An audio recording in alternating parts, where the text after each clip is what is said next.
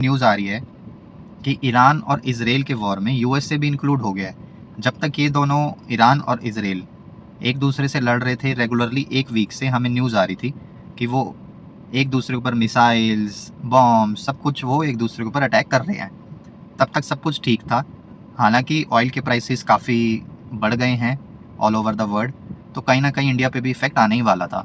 लेकिन अब एक रीसेंट न्यूज़ ये आ रही है कि यूएसए ने क्लस्टर बॉम्ब से ईरान की 3 न्यूक्लियर साइट्स पे अटैक किया है और उसको डिस्ट्रॉय कर दिया है। तो ये एक बहुत बड़ी न्यूज़ है कि तीसरे कंट्री का इंटरफेरेंस हुआ है, और वो भी यूएस का। रशिया ने पहले ही कहा था कि इन चीज़ों में इंटरफेयर ना कीजिए, ये 2 कंट्रीज़ का मामला है, तो तीसरी कंट्री को इंटरफेयर नहीं करना चाहिए। एक स्पेशल वार्निंग थी कि कहीं ना कहीं यूएस और रशिया के बीच का इशू हो सकता है अब इन फ्यूचर। अब ये पता लगेगा कि ईरान क्या रिटेलिएट करता है, उससे आइडिया होगा कि आगे क्या होने वाला है।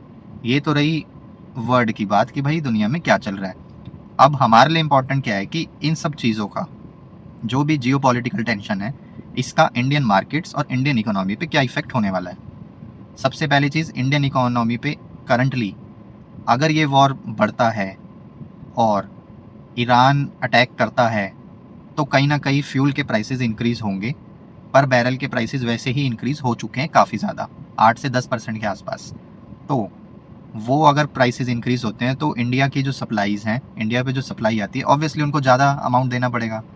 तो इंडिया के फ्यूल के प्राइसेस इंक्रीज़ हो सकते हैं। जैसे कोविड में 110 से 120 रुपये पर लीटर तक गया था, वहाँ तक ये प्राइसेस जा सकते हैं। तो इकोनॉमी पे तो ये इफेक्ट होने वाला है। अगर फ्यूल का प्राइस इंक्रीज़ हुआ तो कहीं ना कहीं और चीज़ों के प्राइसेस भी इंक्रीज़ होते हैं और इन्फ्लेशन बढ़ती है, घर की चीज़ें महंगी होती हैं। अब इंडियन मार्केट पे क्या इफेक्ट होने वाला है? देखिए, इंडियन मार्केट बहुत रिजिलियंट मार्केट है और इसके जो इन्वेस्टर्स हैं, हमारे जैसे कॉमन लोग, बहुत रिजिलियंट हैं। हालांकि पैनिक भी बहुत जल्दी हो जाते हैं, लेकिन काफ़ी ट्रस्ट रखते हैं, काफ़ी इन्वेस्ट करते हैं इंडियन मार्केट्स में। इसके अलावा 2 टाइप के इन्वेस्टर्स और होते हैं, एफआईआईज और डीआईआईज। डीआईआईज डोमेस्टिक इन्वेस्टर्स होते हैं, जो बड़ी कंपनीज हो गई जैसे एलआईसी, उनको भी काफ़ी ट्रस्ट है इंडियन मार्केट्स में, हैवी बाइंग वो करते हैं। तीसरे हैं एफआईआईज, फॉरेन इंस्टीट्यूशनल इन्वेस्टर्स।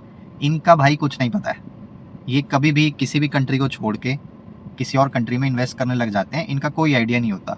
लेकिन ऐसी जियोपॉलिटिकल टेंशन्स के बीच ये जो इन्वेस्टर्स हैं वो स्टेबल मार्केट को ढूंढते हैं जहाँ पे स्टेबिलिटी हो, और इंडियन मार्केट इस time one of the best market है जहाँ पे स्टेबिलिटी है। अगर यूएसए इस वॉर में इंक्लूड होता है और ईरान रिटेलिएट करता है, तो ज़रूरी एफआईआईज वहाँ से अमाउंट निकाल के इंडियन मार्केट्स में ज़रूर आएंगे और बाइंग करेंगे। अगर वो बाय करते हैं तो हमारी स्टॉक मार्केट निफ्टी 50 ज़रूर ऊपर उठेगा और कहीं ना कहीं हमारा फ़ायदा होगा, क्योंकि इंडिया का ओवरऑल पॉजिटिव आउटलुक है। इंडिया पाकिस्तान के वॉर में ज़रूर कुछ ना कुछ इश्यूज़ थे, लेकिन वो अब स्टेबल हो गए हैं। तो एफआईआईज को इंडिया से बेस्ट जगह मिल नहीं सकती है इस टाइम। इसके लिए हमें 1 से 2 दिन रुकना पड़ेगा, ईरान का रिटेलिएशन क्या होता है, क्या करता है, वो देखना पड़ेगा। उसके अलावा बहुत पॉजिटिव आउटलुक है। तो जो भी इन्वेस्टेड हैं करंटली इन्वेस्टेड रहें, आगे का फ्यूचर बहुत अच्छा होने वाला है। 25,000 को वैसे ही निफ्टी ने क्रॉस कर लिया है, तो एक रैली 800,000 पॉइंट्स की मिनिमम होनी ही चाहिए। 26,000, 26,500 तक ज़रूर जाना चाहिए, और कुछ बहुत ही अच्छा हुआ तो लाइफ टाइम हाई भी लगा देगा। तो हमें 1 से 2 दिन वेट करना पड़ेगा कि भाई कैसे ये स्पाइरल होती हैं चीज़ें, कैसे चीज़ें चलती हैं, उसके बाद देखना पड़ेगा। ओवरऑल बहुत पॉजिटिव आउटलुक है और इंडिया से बेस्ट डेस्टिनेशन है नहीं इस टाइम।